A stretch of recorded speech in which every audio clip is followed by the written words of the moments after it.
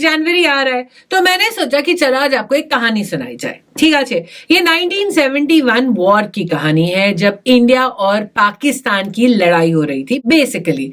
तो एक यूनिट थी जो कि थी मेजर सतबीर चीमा के अंडर, जो कि पाकिस्तानी एरिया के अंदर उन्होंने बहुत ब्रेवरी से घुसकर बहुत सारा एरिया कैप्चर करा था।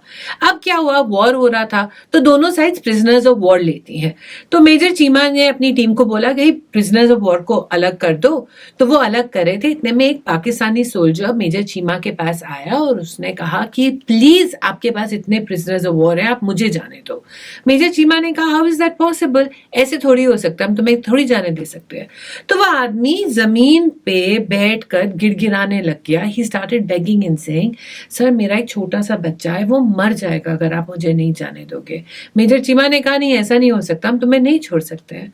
पर वो आदमी बहुत गिड़गिड़ाया, बहुत गिड़गिड़ाया। आगे की कहानी रचना बिश रावत आपको सुनाएंगी, जिनकी नई किताब 1971 चार्ज ऑफ द गोरखास की एक कहानी है which you and I should know. आगे क्या हुआ रचना? कर्नल चीमा जो अब रिटायर्ड हैं और रिटायर्ड लाइफ लीड कर रहे हैं, वो उन्होंने मुझे ये कहानी सुनाई। उन्होंने कहा कि बिल्कुल रूल्स के अगेंस्ट था, मैं कर नहीं सकता था, पर तब तक वो अपना गुरु ग्रंथ साहिब का एक छोटा सा वर्जन जो है वो उनके बोलते हमेशा मेरे जेब में रहता था।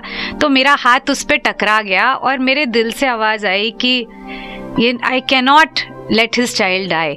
सो ही सेड, पर मैं उसमें फंसा हुआ था कि मेरे आर्मी के हिसाब से, ड्यूटी के हिसाब से मुझे नहीं जाने देना था उसको। तो उन्होंने अपने सिपाही से बंदूक ली और उन्होंने इस पाकिस्तानी सिपाही को बोला कि मैं 10 तक गिनूंगा, अगर तुम यहाँ से, और तुम्हें हम छोड़ रहे हैं, अगर तुम मेरे बंदूक के रेंज से बाहर हो गए 10 गिनने तक तो मैं तुम्हें छोड़ दूंगा, पर अगर तुम नहीं हो पाए तो मुझे तुम्हें गोली मारनी पड़ेगी, क्योंकि मैं भी आंसरेबल हूँ अपने सीनियर्स को। तो उसने बोला, उसने सैल्यूट किया उनको और वो भागा वहां से।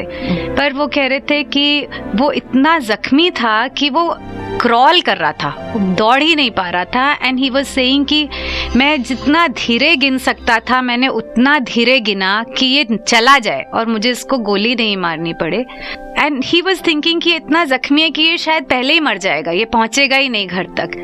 और उसके बाद इंडिया सीज फायर डिक्लेयर हो गई। दोनों देश जहां जहां अंदर घुसे हुए थे इंडियन सोल्जर्स वो वहीं रहे। नेक्स्ट 2-3 महीने तक वो पाकिस्तान के अंदर थे जो उन्होंने ऑक्यूपाई किया हुआ था।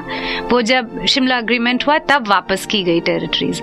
तो colonel Cheema, then major Cheema, वो वहां पर थे अपने सिपाहियों के साथ, बंकर्स में रहते थे, पाकिस्तान के अंदर थे। 2-3 महीने बीत गए और फिर एक सिपाही उनके पास आया और उसने बोला कि साहब आपको एक पाकिस्तानी सिपाही मिलने आया है।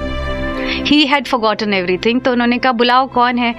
तो एक सिपाही आया उनके पास और उसने उनको सैल्यूट किया और एक डब्बा बर्फी दी और उसने बोला कि साहब मैं वही सिपाही हूँ जिसको आपने जाने दिया था, और वो देखिए मेरी वाइफ और मेरा बच्चा आपको मिलने आए हैं। सो across the line of control there was one frail young girl standing and one small boy who was saluting Major Chima and he said कि मेरे कभी लड़ाई में आंसू नहीं आए, पर उस मोमेंट पे मेरे आंखों में आंसू आ गए। मैंने वो बर्फी तोड़ी और एक टुकड़ा उसके मुंह में डाला और एक टुकड़ा खुद खाया और वो डब्बा उसको वापस कर दिया कि अपने बच्चे को खिला देना मेरी तरफ से।